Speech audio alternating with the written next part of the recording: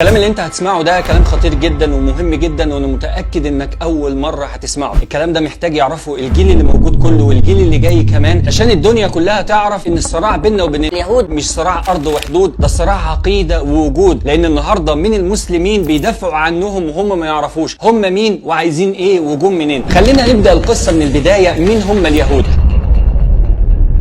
دول يا سيدي نسل الاسباط الاثنى عشر، سيدنا يوسف واخواته نزلوا مصر هنا بدعوه من سيدنا يوسف، لكن للاسف لما نزلوا مصر شايفين نفسهم اكبر من البشر. احنا نسل الانبياء رفضوا يتعاملوا مع المصريين، ورفض المصريين ان هم يتعاملوا معاهم ونبذوهم، لحد ما سامهم فرعون مصر سوء العذاب، لحد ما جه سيدنا موسى. اول ما جه سيدنا موسى شافوا ان ده طوق النجاه وحبل النجاه اللي هينجيهم من اذى وعذاب عون، فامنوا بسيدنا موسى. وعلشان ما نعيش القصه اللي كلكم عارفينها، ربنا نجى سيدنا موسى من فرعون وعمله وشق ليهم البحر. بقى بني اسرائيل ماشيين مع سيدنا موسى شايفين البحر انشق اتنين، وكل جنب كان عامل كالطود العظيم زي الجبل الكبير. عدوا من هنا، وبعد ما عدوا يا مسلم بيغرق من وراهم، عدوا على قوم بيعبدوا العجل، فقالوا يا موسى اجعل لنا الها كما لهم الهه. تخيل ربنا ينجيهم من العذاب ومن فرعون ويوريهم المعجزه دي وهم عايزين يعبدوا العجل. يروح سيدنا موسى لمناجاه رب العالمين، فيرجع يلاقيهم عبدوا العجل. سيدنا هارون في الفتره دي قال لهم يا قوم انما فتنتم به. ولما رجع ليهم سيدنا موسى قالوا له بكل كبر واستعلاء يا موسى لن نؤمن لك حتى نرى الله جهرا. فربنا بيقول فاخذتكم الصاعقه وانتم تنظرون. ربنا اماتهم جميعا ثم احياهم عشان يوريهم المعجزه الثانيه. يرفع فوقهم جبل الطور كانه ظل، كانه غمامه فوقهم. فمن الرعب يدوا ربنا العهود والمواثيق ان هم هيعبدوا ربنا ومش هيعملوا ذنب تاني ابدا. فربنا ينزل عليهم المن والسلوى ويعيشوا في رغد من الحياه، لحد ما جه الاختبار الثاني ان ربنا ينهاهم عن الصيد يوم السبت. لكن برضه عصوا امر ربنا ونقضوا العهود والمواثيق، لان دي حاجه بتجري في دمهم، واصطادوا يوم السبت لحد ما ربنا خلاهم قرده، مسخهم في الارض، شردهم في الارض. حتى اللي امنوا منهم في الاختبار اللي بعد كده ربنا يامرهم يخشوا مع سيدنا موسى الارض المقدسه، قالوا يا موسى اذهب انت وربك فقاتلا انا هاهنا قاعدون. فيحكم ربنا عليهم بالتيه في الارض 40 سنه، 40 سنه يتيهون في الارض، عايشين ممزقين مبعثرين. وبعد ما سيدنا موسى مات وقلنا من بعده لبني اسرائيل اسكنوا الارض. عارف يعني اسكنوا الارض؟ في فرق لما اجي اقول لك اسكن اسكندريه، اسكن مصر، اسكن القاهره، اسكن الاردن، اسكن الامارات. لكن لما اقول لك اسكن الارض يعني انت هتفضل مبعثر ومشرذم في الارض، مالكش مكان، مالكش مأوى، مالكش اصل. فشويه هنا وشويه هنا وشويه هنا ساكنين الارض، لحد ما جه سيدنا عيسى. فلما جه سيدنا عيسى كذبوه وادعوا ان هم قتلوه، وادعوا ان هو ابن زنا. انا قتلنا المسيح عيسى بن مريم رسول الله وما قتلوه وما صلبوه ولكن شبه لهم. تخيل ان هم بيسبوا رب العالمين وبيقولوا يد الله مغلوله. تخيل ان هم في التلمود بيقولوا ان سيدنا عيسى ابن زنا. ما عندهمش مانع ان هم يخلصوا على الانبياء ويسبوا رب العالمين ويفسدوا في الارض ويسعون في الارض فسادا. بعد ما رفع سيدنا عيسى الى السماء وربنا قال وما قتلوه وما صلبوه، يفضلوا ورا الحواريين علشان يقتلوهم واحد واحد، مش عايزين دين في الارض، لحد ما يجي النبي صلى الله عليه وسلم ويبقى في شرذمه منهم موجوده وعايشه في المدينه المنوره. اول ما جه النبي صلى الله عليه وسلم واكتشفوا ان النبي اللي كان في التوراه مش من اليهود وجه من العرب، كذبوه وقالوا عليه ساحر وشاعر ومجنون، ورفضوا الايمان به. وقامت غزوه بسببهم، لان هم حاولوا يعروا امراه مسلمه معروفه بالشرف والعفاف والطهاره، وهم مش واخدين على الموضوع ده. فقامت الغزوه واجلاهم النبي صلى الله عليه وسلم في بني قينقاع. وبعد بني قينقاع يحاولوا يقتلوا النبي صلى الله عليه وسلم، وده كان سبب غزوه بني النضير، لحد ما كانت غزوه بني قريظه اللي كان سببها ان الاحزاب اتجمعوا على النبي صلى الله عليه وسلم، واليهود كان بينهم وبين النبي عهود ومواثيق، خانوا العهود والمواثيق علشان يقفوا ضد النبي صلى الله عليه وسلم، الا ان الله عز وجل نصر النبي صلى الله عليه وسلم. النبي اجلاهم من بني قريظه لحد ما جت غزوه خيبر، اجلاهم النبي صلى الله عليه وسلم من المدينه بالكامل. ومن يومها وهم عايشين مشردين ممزقين مبعثرين، لا ليهم اصل ولا اساس ولا ليهم بيت ولا وطن ولا مأوى، لحد ما جت سنه 1907.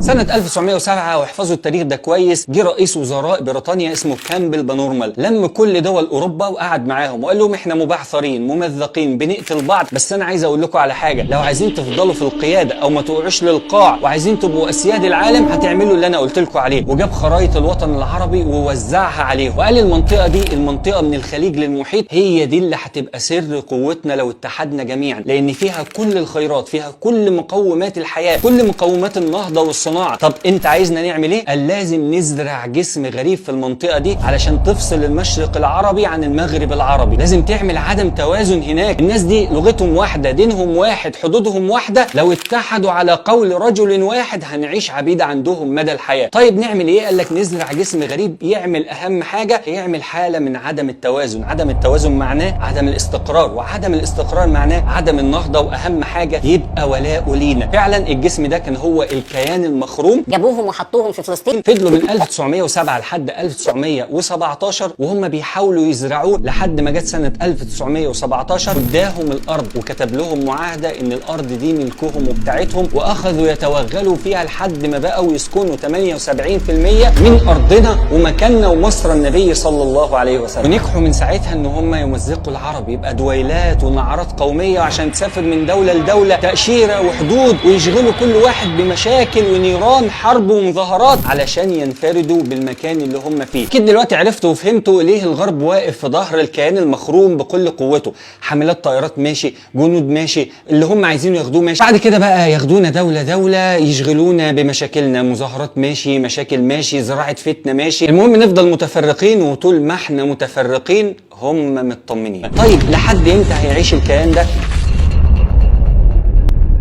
الكيان ده هينتهي باذن الله. عايز اقول لك ان النهايه في الغلبه هتبقى للمسلمين لحد ما هيجي اليوم يخرج المسيح الدجال وينزل عيسى ابن مريم ويروح عند باب لد ويبقى معاه هو المسيح الدجال 70,000 واحد منهم بالسيوف، وسيدنا عيسى معاه المؤمنين يخلصوا عليهم. ويجي اليوم اللي ينادي الشجر والحجر لما يختبئوا وراه ويستخبوا وراه، وينادي ويقول لك يا مسلم يا عبد الله ان ورائي يهوديا تعالى فخلص عليه. النهارده طالع من المسلمين اللي بيدافع عن الكيان المخروم، اللي بيدافع عنهم ويقول الناس دي مساكين وليهم حق في الارض. الناس بقت مغيبه عن حقيقه وتاريخ الناس دي، فالكلام ده لازم تعلمه لاولادك، لازم انت كمان تفهمه، لازم تعرف ان الخلاف بينهم مش خلاف ارض ابدا، ده خلاف عقيده ووجود. احنا لما ننصر ربنا سبحانه وتعالى نبطل نتعامل بالربا، نتحد على قلب رجل واحد، ان احنا نحقق التوحيد لله عز وجل، ساعتها ربنا هينصرنا وهنقدر ان احنا نسترد ارضنا وننصر اهلنا. فالكلام ده لازم كل واحد فينا يعرفه. النصر بيجي من عندي ومن عندك، والخذلان بيجي مني ومنك. لازم ابنك يطلع وهو فاهم الكلام ده. علم نفسك وعلم ولادك التوحيد التوحيد التوحيد. جزاكم الله خيرا. السلام عليكم ورحمة الله.